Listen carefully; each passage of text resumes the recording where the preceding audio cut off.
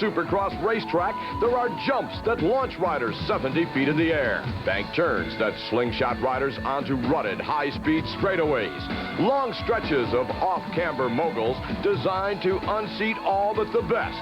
It's a course that will test the merits of the best Supercross riders in the world. Supercross 91 is next.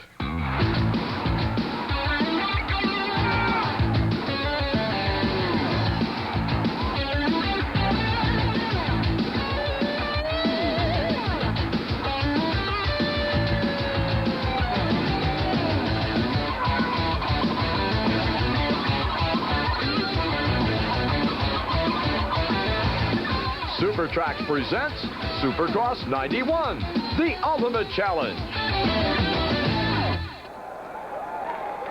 Hello, everyone. I'm Larry Myers, host of Supercross 91, the ultimate challenge. With me to help bring you all of the excitement of Supercross, Mitch Payton, who manages the Pro Circuit race team. And Mitch, we're going to be looking at some of your riders out here tonight. They've been doing well all season, and I think with you up here in the booth rooting them on, they'll do even better. Well, thanks, Larry. I hope they do well tonight, and from the looks of the crowd tonight, the 250 main event is going to be really exciting also. Well, we're going to bring you all of that excitement from high on top of the Kingdome roof here in Seattle, while down on the track, Wendy Walsh will keep us abreast of what's happening. Wendy? Thanks, Larry. The winner's circle is where I'll be tonight to catch the excitement after each victory. I'll also be bringing you an insider's report on the spectacular world of Supercross. But first, back to you, Larry. Stay tuned. The Coors Light Challenge will be right back. The Kingdome in Seattle, Washington. I'm Larry Myers. With me, Mitch Payton, to bring you all the excitement of Supercross 91, the ultimate challenge. The 125 Western Regional main event about set to get underway. Just as soon as the riders take a last look at the Kingdome track, let's join them. The start line easily accommodates the full field of riders, but once underway, the track quickly narrows and turns into a torturous series of high-speed turns and jumps. Included, a spectacular triple jump from takeoff to landing 70 feet in the air. In addition, the track is full of bone-jarring moguls, or in the jargon of Supercross, whoop-de-doos. What will be, at the end of the race, the finish line jump, is the highest point on the track with a tunnel running underneath. It's a track that requires concentration with no time to relax. The warm-up lap has been completed. This one is just about set to get underway. There's a quick look at Jeff Emig. Rider number 18 comes from Grand Terrace, California. He's a member of Team Yamaha. Kyle Lewis is number 81. And this is the favorite in the field, number 125, Jeremy McGrath. 125, main event for the Seattle Kingdome.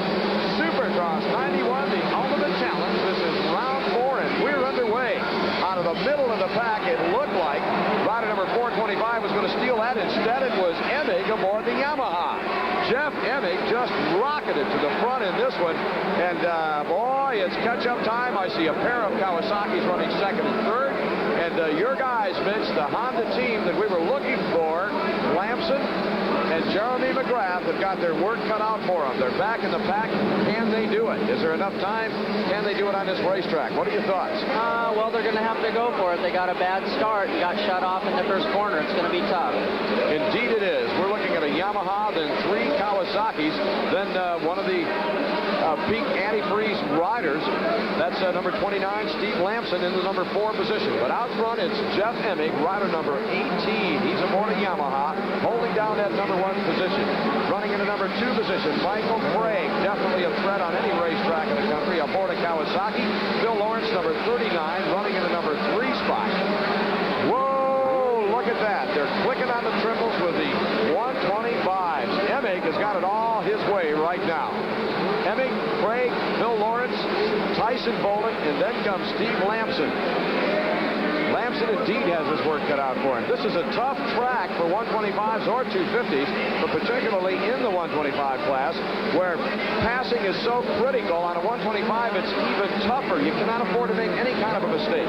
No, 125s are critical to keep your speed up because the motors are small, you know, and they've got to ride them good and clean.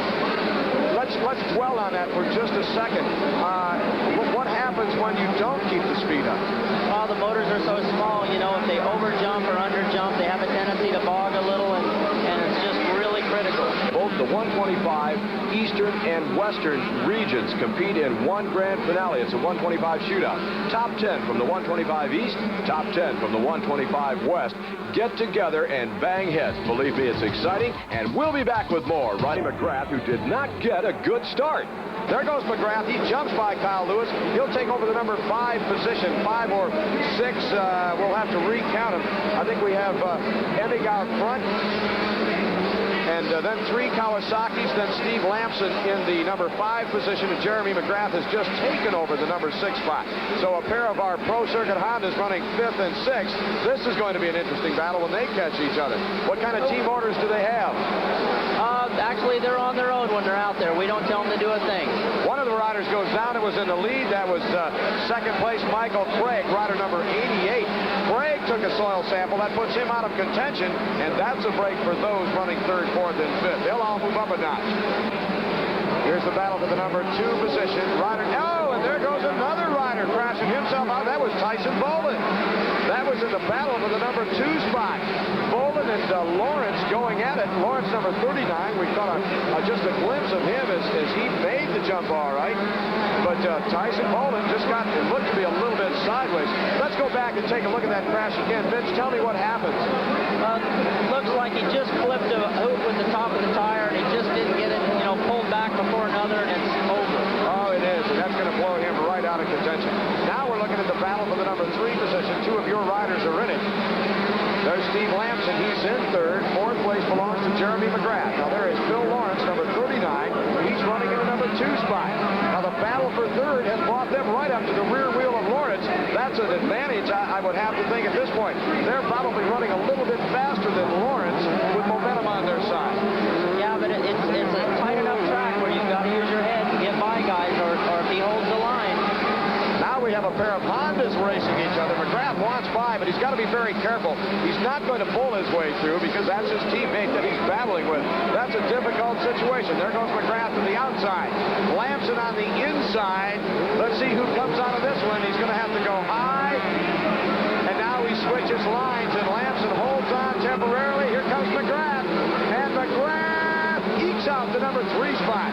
So Jeremy McGrath has got the adrenaline flowing. He moves into 3rd. Can he catch?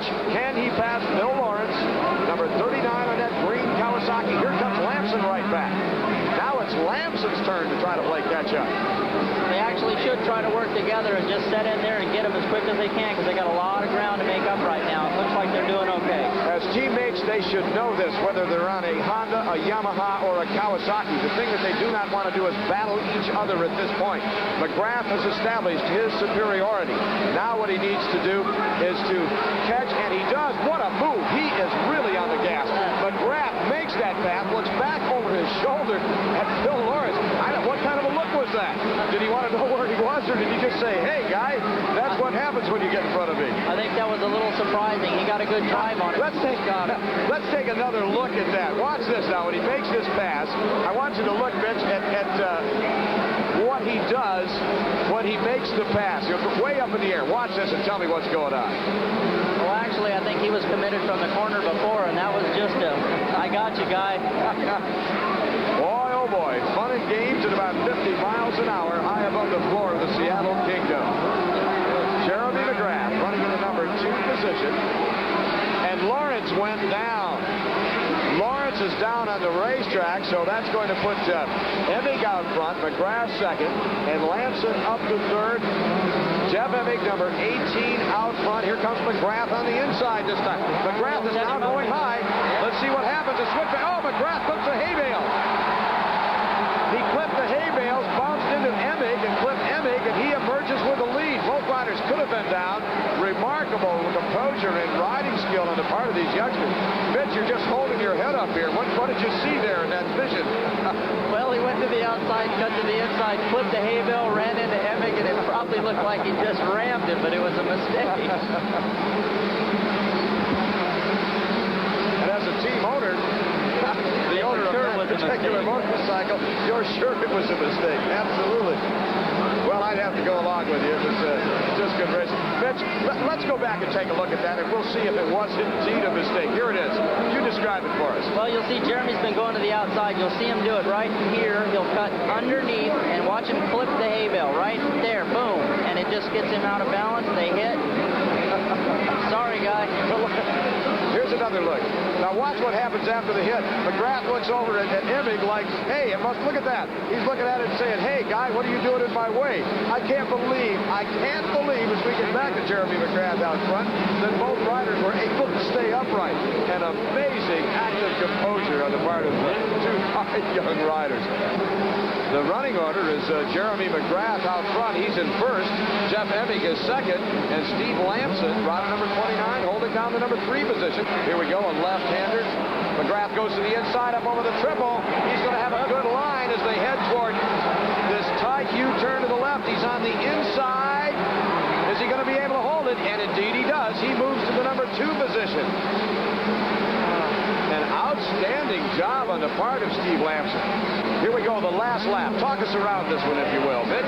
Well, actually, I think he's going to not do anything too wild, and the lapper in front of him, he just needs to give him, well, he let him by.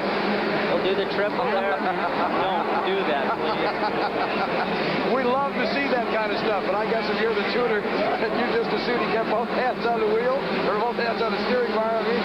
Yeah, I just assume he win it, and then he can do it. Jeremy McGrath taking his right hand off the handlebar and giving a big thumbs up to the crowd. Now let's see this whip. Look at that. Beautiful.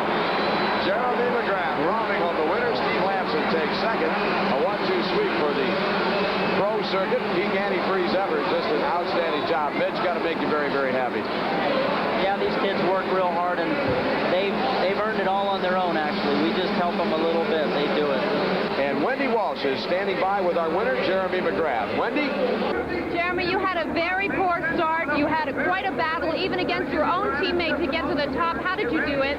Well, the start is the key, and I didn't get the key. I had to come from behind, had to ride harder than the rest of the guys, you know, and it just worked out great for me. I almost fell a couple times getting bumped by other guys, but, I mean, I felt great, and I was coming, and I could see them, and I wasn't going to stop driving. Well, you had a win last week. You've got another great victory tonight. Does this mean you're on your way to the championship? Well, I sure hope so. I'd like to put that Honda Pro Circuit Peak bike out in front every time, at least as much time as I can. Thank you, Jeremy. Back to you, Larry. And here's the way they finished behind Jeremy McGrath. It was Steve Lamson, followed by Emig, Craig, and Kyle Lewis. And we'll be back. Welcome back to the Seattle Kingdome, round 4 of the Camel Supercross Series. I'm Larry Myers. With me, Mitch Payton. We're bringing you the action from topside. The 250 main event just about set to get underway. And here's how the field of 20 riders made it into the main event. We started with a pair of heat races. From the heats, the top 4 finishers transferred directly to the main. Then came a pair of semifinals. The top 5 from each of the semis went on to the main. Now, for those that are still on the sidelines, not making it into the main event, we go to the last chance qualifier. From that, only 2 riders make it into the main event. Now, those qualifying rounds were held earlier today. Let's go back and take a look at some of the action. This is heat race number 1. The gate is about to drop, and it's underway. A field of 20 riders head toward corner number 1. 8 laps from now, one of them will get the checkered flag, and 4 of them will make it into the main event. Now, 8 laps on a Supercross track is not a lot of time, so the objective is to get yourself as close to the front as quickly as you can. Do whatever passing has to be done as quickly as possible, and there's a sample of what I'm talking about. Now, in the first heat race, Damon Bradshaw, Team Yamaha, took the early lead, followed by this pack of snarling, position-hunting riders. Doug Dubach, number 15, emerged in second. Right behind him was Todd DeHoop, number 32. Then came Larry Ward in the final transfer position. Now, watch Ward, rider number 10. He goes to the inside of Dubach and takes over the number 3 spot, but Ward overcooks it into the next corner, and Todd DeHoop takes that number 3 position right back. Meanwhile, Damon Bradshaw, rider number 11, wants to put as much distance between himself and the rest of the field as possible. The number 1 goal is, of course, to qualify for the main. However, in the process of qualifying, there are a couple of other considerations. First is starting gate selection for the main event. Now, the rider that wins the fastest heat race of the night will get the #1 pick on the gate for the main. The rider that wins the second heat would come up with the #2 pick on the gate. Now, the #3 pick would go to the rider that finished second in the fastest heat race of the night. The rider finishing second in the slower of the 2 heat races would get the #4 pick on the gate. And the system goes on and on and on until the top 20 riders are seated onto the gate. Now, any rider will tell you that the most important part of any Supercross race is the start. And there's a rider, the series points leader, as a matter of fact, who did not get a good one. Rider #8, Jean-Michel Bayle. Now, Bayle can come from behind, but with only 8 laps to do it, he'll have his work cut out for him. Meanwhile, the battle for the #2 position wages on in this qualifying round. Doug Dubach took that spot in the early going of lap #1. Rider #15, he's from Costa Mesa, California. He's now being pushed as this qualifier wears on by rider #10, Larry Ward, who comes from Society Hill, South Carolina. In the early going, Ward dueled with Todd DeHoop, the Michigan rider, you'll recall, #32. But DeHoop fell off the pace, and Dubach and Ward have left the rest of the field behind, with the exception of this man, rider #11, Damon Bradshaw, out of Charlotte, North Carolina. Bradshaw, the Team Yamaha teenager, only 18 years of age, in 1990 won 5 Supercross events. Bradshaw this year, though, has not cracked the winner's circle as he takes the white flag, indicating 1 lap to go. Now, Damon Bradshaw has a huge lead over the rest of the field, and you might expect him to slow down to protect that lead, but he's not going to do that, and I'll tell you why in just a second. But first, here's a look at Jean-Michel Bayle, the series points leader. He's in danger of having to go to the semis. He's running back in the #5 position. He can't qualify from there. You have to finish in the top 4 to go directly to the main event. Meanwhile, Damon Bradshaw has the hammer down. Now, turning in the fastest qualifying time, don't forget, will give him the #1 pick on the gate, and it will also win him the Coors Light Silver Bullet Award. Throughout the season, the rider that accumulates the most Silver Bullet Awards will be eligible for a $25,000 bonus awarded by Coors Light. Doug Dubach still holds on to the #2 position. No chance of him catching Damon Bradshaw as Bradshaw heads for the checkered flag. Spectacular feet off the pegs finish. And here's the battle now for the #4 position, the final transfer spot. In 5th place, it's rider #8, Jean-Michel Bayle, the world champion from France, and Ron Tischner right in front of him from Palm Harbor, Florida, rider #12. Here comes Tischner, here comes Bayle, and it's Tischner. He'll take that final position. Let's go to Wendy Walsh, who was with Damon Bradshaw. Damon Bradshaw, you rode very aggressively out there tonight. How do you feel? I feel really good. That's the first qualifier I've won all year, so I hope it'll lead to a main event win. Well, we'll have our eye on you. Back to you, Larry. And here are the riders that qualified from heat race #1 as Damon Bradshaw wins it with a time of 6 minutes, 50 and 19/100ths of a second. That's the time they'll shoot for in heat race #2. At stake, the Coors Light Silver Bullet Award and the #1 pick on the starting gate for the main event.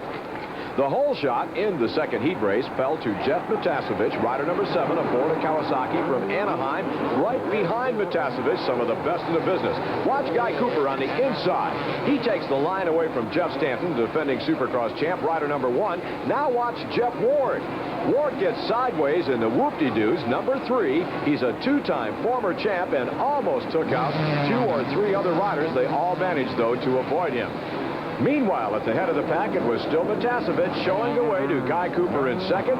Jeff Stanton holding down the #3 position, and in the final transfer spot, it's #3, Jeff Ward. Ward and Cooper are the senior riders on this Supercross tour. Both of them are 29 years of age, and usually when a rider has reached that point in his career, he's ready to hang it up. The bumps, the bruises that accumulate over a period of time makes for rather short-lived Supercross careers. And believe me, at 29 years of age, to be competitive like Cooper and Ward are is a remarkable situation. Out front, rider #7, Jeff Matasevich, has control of heat race #2. Now, in 1990, Matasevich was the Camel Supercross Series points leader right up until about the 3/4 mark of the season. At that point, Matasevich switched riding styles. He went from being aggressive to being conservative in order to protect his series lead. Well, that cost him in the long run as he was passed by a couple of veterans on the tour. Matasevich later admitted that the pressure got to him. So instead of winning the 1990 Camel Supercross Series, Matasevich finished third, some 21 points behind Jeff Stanton, who won his second title in a row. And there is Jeff Stanton, who is in third place in heat race number 2. In second place, it's Guy Cooper.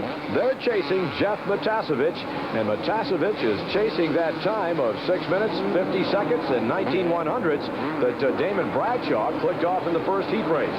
Looking for the Coors Light Silver Bullet Award, looking for the number 1 pick on the starting gate here in Seattle, Washington.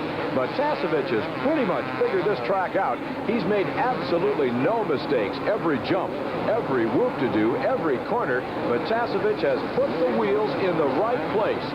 This could very well be the best race that Matasevich has ridden this year. Now, meanwhile, the battle for the number 2 position heating up, and Stanton takes over that spot. He went to the inside of Cooper. Cooper shut off. Now, Cooper lost his momentum, and watch this. Jeff Ward takes over the number 3 position. Just like that, Cooper goes from second all the way back to the number 4 spot. We'll go back and take another look at how Stanton made that pass. Here he is. He's to the outside. He'll move to the inside of Guy Cooper, and Cooper says, I want none of that, and he just turned off the throttle. Stanton made the pass, and now the battle is for the number 2 position between Jeff Stanton and Jeff Ward. There was an opportunity for Ward to run it in on top of Stanton and put on a block pass. He chose to not do it. Had this been the main event, that would have been interesting. Meanwhile, Jeff Matasevich has taken the white flag, signifying 1 lap remaining. What Matasevich has to be careful of now are lap riders that are in front of him and making sure that he does not lose his concentration. He wants to keep it upright for these final few corners and turn in the fastest time that he possibly can. The time he's shooting for, 6 minutes, 50 and 19/100ths of a second. That would earn him the number 1 pick on the gate, as well as the Coors Silver Bullet Award for being the fastest qualifier. Matasevich not wasting any time, not getting too fancy over the triple jumps and the double jump, looks over at the crowd to acknowledge their applause, but says, I got a good one going, and I'm going to keep the hammer on all the way to the checkered flag in this one. Through that rough whoop-de-doo section, Matasevich did not shut off one bit. The clock is running. He's going to beat Bradshaw's time, and he does. 6 minutes, 48 seconds flat. He's the fastest qualifier. Let's go to Wendy Walsh. You know, I got the whole shot, and that helps out a lot on this track. This track, you can make a lot of mistakes. You fight with a bike a lot because of the ruts, and it's really easy to lose your concentration. So Matasevich maintains his concentration, wins the fastest heat race of the night, followed by Stanton, Ward, and Cooper. Here's how the semis turned out. It was Jean-Michel Bale, followed by Fisher, Davis, DeHoop, and Bowen. And here are the results and qualifiers of semi number 2. The 1990 Supercross here in the Seattle Kingdome was a madcap affair that involved our fast qualifier Jeff Matasevich and Larry Ward, the hometown hero. It started in heat race competition. That's where all the bumping and shoving took place, and it carried over to the main event. Let's look and listen. Larry and me, we had a lot of contact out there going for the lead, and I think it made it a really exciting race. We just, in the heat of the battle, you know, we got a little close in a couple corners, and you know, we both wanted to win really bad, no matter what it took. You know, I do whatever it takes to win, and if we're going for the lead and someone wants to rub, you know, my shoulder, I'm going to rub their shoulder right back. And, you know, we rubbed a lot of shoulders that night, and I don't think the crowd was too happy because Larry's a hometown boy here, and I was rubbing on him a little. Jeff Matasevich and I have known each other since we were about 13, 14 years old, and we've always been good friends, so there's no reason to let one race stand in the way of our friendship. We're both out there, we both are supposed to win, and we're both giving 100%. The hometown hero won that one. Stay with us to find out if Larry Ward can do it again here. Welcome back. The 250 main is just about to get underway. The riders are completing, the final riders are completing, I should say, their parade lap. And Mitch, you can feel it. The crowd is pumped up and fired up after that 125 main. They're looking for a hot race here tonight. They're looking for this guy, Larry Ward, rider number 10, to supply it. He won here. He's a hometown favorite. He won in 1990, and nothing short of a win is going to make them happy. Yep, the crowd here is unbelievable tonight. They're like crazy people. Oh, they are. They're just looking for such great action. There's a look at some of the other riders. Rider number 1, you can't leave him out, Jeff Stanton. Number 7 is Jeff Matasevich. He's been hot. Doug Dubach, number 15, riding extremely well. Jeff Ward, the veteran, 29 years of age. He still has wins left in him. Jean-Michel Bale, rider number 8. How can you count him out of this thing? Technically one of the finest riders in the world. Damon Bradshaw, rider number 11. We can't see the number on his bike, but that's the one you want to look for. There it is as we pull back. Sitting right next to the KTM, rider number 14. Number 10, another shot of Ward. Rider number 12 will be Ron Tishner. We're looking down the line, and rider number 40, Keith Johnson, another KTM rider. This one is just about set now to get underway. Before it does, let's take a look at Supercross action from 1 week ago. We were at Anaheim Stadium, Anaheim, California. The early going in round 3 of the Camel Supercross Series was a battle between former two-time Supercross champ Jeff Ward, rider number 3 on the green Kawasaki, and Honda's Jeff Stanton, the defending two-time Supercross champ. For several laps, Ward kept the pressure on. At the midway point, though, Stanton picked up the pace and was gone. Meanwhile, a battle for third was taking place that had the crowd on the edge of their seats. Damon Bradshaw moved into that position in the early going, but did not have much time to enjoy it. A pair of Kawasaki's, led by number 7, Jeff Matasevich, with number 4, Mike Kidrowski, in tow, overhauled Bradshaw and left the Yamaha rider in the dust. The Kawasaki duo had no chance to catch Ward, but they rode just as hard as they could. Matasevich to stay in front of his teammate, and Kidrowski to make the pass. Jeff Stanton went on to claim his second win of the series, followed by Ward. Matasevich held off Kidrowski for third. Here are the standings after 3 rounds. It's Jeff Stanton looking for his third consecutive title on top, but only by a single point over his teammate Jean-Michel Bayle. A tie for the number 3 position between Bradshaw and Matasevich with 55 points. Rounding out the top 5 is Mike Kidrowski with 49.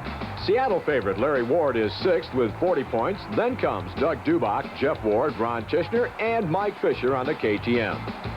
The riders are sensing the start of this one. What runs through their mind? They're just nervous right now. They're going to watch this guy. They're going to watch their gate. They're checking to make sure their gas is on. They make sure it's in first or second gear like 2 or 3 times. I mean, it's just... The 30-second board that we're looking at indicates to the riders that, well, they have 30 seconds to go before the start. Now, when he turns it sideways, that's the signal to really get pumped up, because within the next 5 seconds, the gate will drop. The riders are eyeing that thing, and indeed, away we go. Number 8, Jean-Michel Bayle coming from the inside, but it's Larry Ward, the hometown hero, is rocking and rolling in front of this one. And is the crowd into this or what? They are standing. They're just pumped up and fired up. Can he keep it up? Well, they hope he can. Right now, he's doing everything right. Larry Ward, rider number 10 out front. He's got some tough customers behind him. Guy Cooper, rider number 5, I believe, has moved to the number 2 position. We're looking at Jean-Michel Bayle in third. Riders off the track, but no consequence in this one at this particular time. Ward out front. He's feeling it. He's got the crowd behind him. There's Cooper. There's Bayle. They're going to sort themselves out, I would think. Nothing drastic the first couple of laps. If I'm Cooper, if I'm Bayle, I want to see where Ward is riding. I want to pick out a hot spot. Larry Ward looks good. Rider number 10. Jeff Stanton back in the pack, meanwhile, in the number 7 position.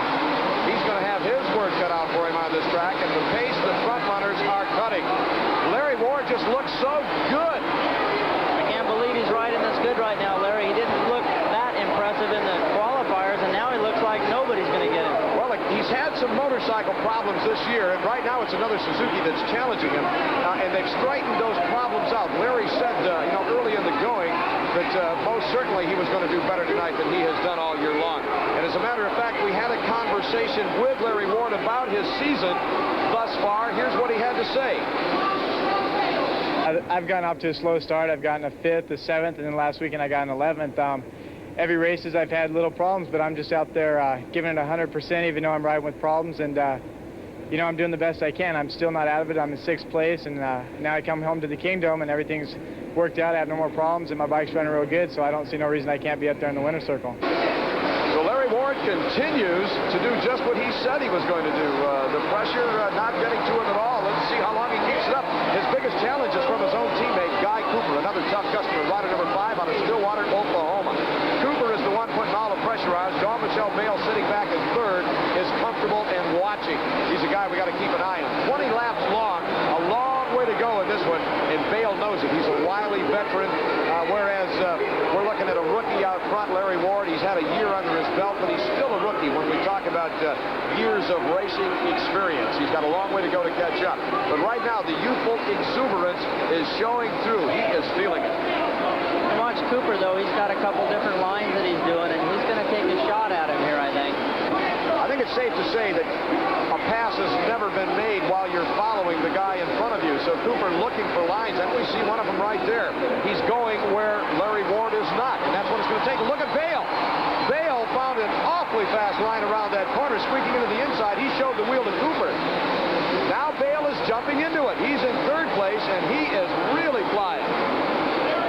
Jean-Michel Vail, holding down the number 3 position, is now starting to, look at there, he's doing it on those smooth inside lines. Bradshaw holding down 5th, and Bradshaw does not look as comfortable and confident as he did earlier in this heat. Let's count them down. Larry Ward, Guy Cooper, Jean-Michel Vail in 3rd. A quick shot of outside, nowhere to go there as Ward holds on to the lead. Side by side, racing on the Seattle track. Unbelievable race action. Cooper squirts to the inside. Here we come again for that triple. Oh, look at this. Unbelievable race action. Guy Cooper has been inside, he's been outside, he's been underneath, he's been all over the track, but Ward is not cracking under the pressure. This is the best track we've had this year, Larry. They're actually able to ride 2 different lines on this track. This is the best race we've had all year. Oh, there goes Cooper to the inside, a block pass. Oh, a little stuff, and he comes out with the lead. A great move on the part of Guy Cooper. A block pass. He simply put his motorcycle in front of Ward, and Ward had to back out of it. There was nowhere to go. Now Ward does the same thing to Cooper, but Cooper's going to have the drive. Which one of them will win the drag race? Cornered. And a lapper in front of them, that could be a factor. Ward goes to the inside, nowhere to go. Cooper had the good run at that one. Holds on to the number 1 spot. There goes Ward again, diving down low. Return the favor. A block pass that came up a little short. Cooper did not take, forgive me there, Ward did not take the pass deep enough on Cooper. He let Cooper get underneath him. Vail could have said, my gosh, what are these guys doing in front of me? Now, both Cooper and Ward got excellent starts, and as we've said many times, that's the key to Supercross racing. Finishes are also key to Supercross racing. It's time for our A1 finish, brought to you by A1 Steak Sauce. This is Brian Swink, number 42, on a Pro Circuit Honda, in his first Supercross event ever this year in Orlando, Florida. Swink gets the hole shot and takes an early lead. He's comfortably in front for several laps until 37, Ryan Hughes, takes advantage of a situation with some lapped riders and passes Swink, moving into the lead. It looks like it's all over for Ryan Swink until, in an amazing burst of desire and skill, Swink gives it that extra push. It's a photo finish, and the fans are loving it. Let's take another look at Brian Swink's fantastic finish. He's behind, but then he reaches deep down to pull out the win. Brian, did you ever think you could do it? Yeah, I wanted to win, so I gave 120%, and I made it. This great finish is brought to you by A1 Steak Sauce. That was a great victory for Brian Swink. He really knows how to pour it on. A1, it's how steak is done.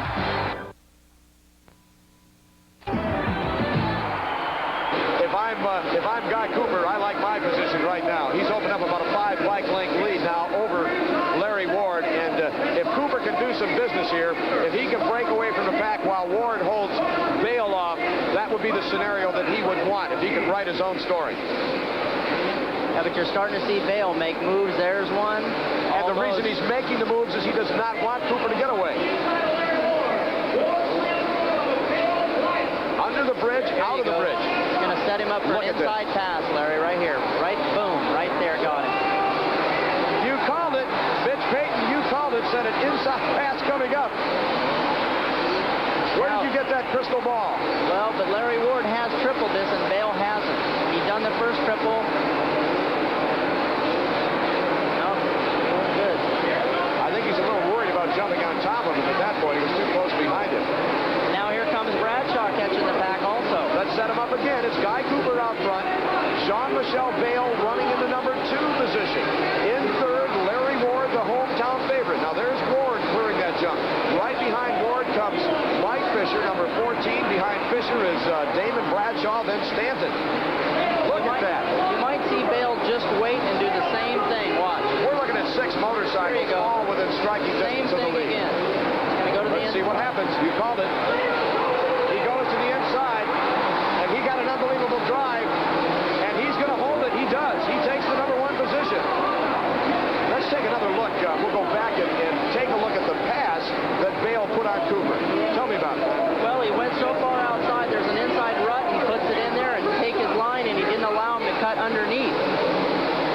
Why didn't Cooper take that? He was too far outside to get under the car, underneath the wheel of the Bale. Well, there's the man that did it, Jean-Michel Bale from France. Currently residing in Redondo Beach, California, 2 times a world champion. Wants to be more than anything a Supercross champ. Now do you think Bale's spot is good? You called that one early in the ball game, too. You certainly did. Jean-Michel Bale putting it all together. What an outstanding effort that he has put forth here in this main event. Guy Cooper holding down the number 2 position. Larry Ward running back in 3rd. I don't want to say this one is over, but if... I think he's got a pretty secure lead. Yeah, he's got to make a mistake. It all depends what happens behind him. The riders, the battles are all back in the number. As Larry Ward, he's mixing it up, and there goes Stanton by Bradshaw. We've had all kinds of mix-up on this one. All of a sudden, Cooper is all the way back to 4th. There's 5th and 6th. Bradshaw and Stanton going at it. Stanton with just a little bit of lead. You're going to see Stanton and Bradshaw. They're going to work their way up there because they're fighting each other. They are indeed, and this is different than the opening rounds. If we go back, it was all Stanton and Bale, so we asked Stanton what he thought about the rest of the field.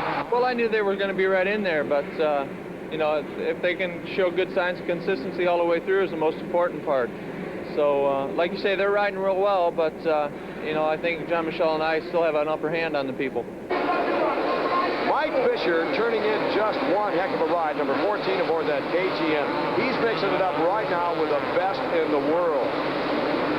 Are you surprised? No, Fisher's been doing good at every race so far this year. You know, like I said, they've spent a lot of time on that bike and a lot of time, obviously, with him, and it shows. Well, Fisher rather, is currently running in a number 3 position. There's Damon Bradshaw. He's in 4th. There goes Bradshaw with a block pass, and Bradshaw will take over 3rd. He gets a little squirrely. Oh, keeps it upright. What a save by Bradshaw. Now Stanton is following Bradshaw. He moves to 5th. You're going to see Stanton try the inside. There he has him. He's got the line. Can he make it work like Bale did? Yep. And Fisher goes to the inside. Stanton indeed made it work, and he takes over the number 3 position, dropping Bradshaw back to 4th. Damon wants him again, though. And Damon, a little bit of bumping going on. You're bumping Jeff Stanton, you're bumping the wrong guy. Stanton is not only one of the wiliest and best riders out there, he's also one of the strongest. Stanton takes no prisoners when he's out on the racetrack. Stanton running in the number 3 position. That puts Bradshaw, rider number 11, back in 4th. There's a shot of 3rd place. Our defending champion. Stanton's actually riding really fast. I would assume he'll catch Larry Ward here. Him and Bradshaw, probably. Fisher still has not gone away. Nope. We're looking at 6 laps remaining, and we've had a dogfight since the opening round. Now, Jean-Michel Bale has made his presence felt out front, and at this juncture, it's hard to envision anyone catching him. The fight is going to be back here for this number 2 position, because Bradshaw is loosened up considerably over what he has done in the opening rounds, Mitch. And as you said earlier, he's just awfully strong, and he's riding a little bit more aggressive. Is that the term? More aggressive. Yeah, I think he just feels better or something with his bike or with himself, and he's just able to actually hang it out a little farther, you know, and you can tell he's riding twice as good as he has. Well, certainly doing one heck of a job out on this racetrack tonight. You can't be happy with the performance of any of the riders who are running up there in the top 5 or 6 positions. Stanton continues to hold on to his position in the number 3 position. Larry Ward, rider number 10, the hometown hero, is running in the number 2 spot. And I don't think anyone here in Seattle is too embarrassed over the job that this young man is turning in, because that guy is riding the wheels off that Suzuki, bitch. Yep, he's surprised, I think, a lot of people, and he's there goes Stanton after him, though. Now there, you know what happened? Larry Ward looked over, and he's starting to worry about Stanton. You can't do that. He's got to ride his own race. If he worries about Stanton, I promise you Stanton will have him. Might be getting a little bit tired, too, Larry. He hasn't ran that pace so far this year, and it's pretty hard. Good point. Very good point. By the time you reach the final 3 or 4 laps in a Supercross event, boy, you have to be really taxed. This is one of the most grueling sports in the world. Unlike outdoor motocross, there was absolutely no place to relax on a Supercross track. Here we go.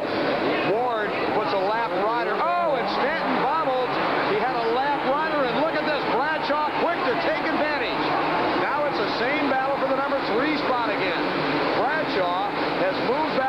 number 3 position as Stanton just ran himself into a bale, and that was the break that Bradshaw needed. So Bradshaw back in 3rd. Let's see what he can do with Larry Ward, or better yet, let's see what Stanton can do with Bradshaw if he can come back and get him. No love lost between most of the riders and Bradshaw. He's going to be kind of a bully on the racetrack, and while that move was certainly not bullying on his part, that was all Jeff Stanton's fault. There was a little bumping and shoving going on earlier in the race, and I know that Jeff Stanton has filed that, and he says, I'll remember that, and we'll see what kind of paybacks we have coming up. Okay, the next 2 corners here will produce some confusion. Watch this. Okay, now Larry Ward is in 2nd. No? And Ward holds on to 2nd. Look at the mechanics just cheering and hollering for their riders. Unbelievable race action. The battle you're looking at is for the number 2 position. Jean-Michel Bayle is gone way out front. But look at this battle for the number 2 spot. Larry Ward, electrifying the crowd, held off repeated charges from Damon Bradshaw, from Jeff Stanton, from the rest of the field, from Guy Cooper, his teammate. Ward has just done everything right out here, holding on to that number 2 position. The pressure that he's under, Mitch, is incredible. Yeah, David and Jeff, though, have a lot here they've got to do for points, you know, and they'll put it to the test. Well, none of the riders up front are out of this Supercross championship by any means. We're headed toward that inside line, and let's see what happens. Ward's going to hold on to it. Bradshaw goes high. Stanton almost took Bradshaw out. Stanton tried to cut underneath, and Bradshaw was already there. I think they just touched click wheels. Bradshaw was able to hold on and keep it upright. Both Stanton and Bradshaw are big, burly young men. A lot of strength, not only in their riding style, but in holding that motorcycle upright. Unbelievable race action. Stanton is all over Bradshaw. Bradshaw will not crack. Bradshaw is all over Ward, and Ward will not crack. This is just unbelievable. White flag lap, Larry, and somebody's got to do or die deal. What's going to be? Oh, Mitch, you're right. Last lap. If anything is going to happen, it has to happen now, and I think you're right. Someone is going to try something. Who is it going to be? Larry Ward still holds down that number 2 spot with Bradshaw challenging under the tunnel. Who's it? Bradshaw comes out in front of Ward. Out of our sight, the other side of the tunnel. Ward went into that tunnel leading, but Bradshaw came out in the number 2 position. Meanwhile, out front, Jean-Michel Bayle is just coasting home the winner in this one. He could stop and have a sandwich, put a quart of gas in if he wanted. I think you'll wind up seeing Stanton even try something here. You know, Larry's probably a little bit tired. Jeff knows it's got to be done. Well, headed for the checkered flag, and he'll take over the lead, I believe, in the Supercross Series with that checkered flag thumb up in the air. The French world champion, Jean-Michel Bayle, taking the number 2 position. Bradshaw, here comes the battle, and Stanton. What a finish! Let's take a look at the winner's board as Jean-Michel Bayle took the win, followed by Damon Bradshaw, Jeff Stanton. Larry Ward was 4th at the finish line. And we'll be back with an interview with Jean-Michel Bayle and Wendy Walsh right after this. So stay with us. There's a lot yet to come. Welcome back. Jean-Michel Bayle has won the Coors Light Challenge, round 4 of the Camel Supercross Series. Let's go to Wendy Walsh. Jean-Michel, this is a very exciting win. Congratulations on your 2nd win in the season. This is becoming a head-to-head battle between you and Jeff Stanton. You've got to want it real bad. Yeah, with Jeff, I think it's going to be close this year because we have the same bike, and I think we have a very good bike together, and I think it's going to be between me and him. I don't know what place he did today, but I won, and it's a Monday spontan for me. Thank you very much, Wendy. Mitch, I have to think that the excitement that we've seen generated here in the Kingdom is going to stretch out over the rest of the season. Yeah, I would think it's going to carry on with the points getting a little tighter. The racing is going to get better and better and better all season long. It has to. Next week, we're headed for San Diego, California for stop number 5 at Supercross, the Ultimate Challenge in '91. For Mitch Payton and Wendy Walsh, I'm Larry Myers.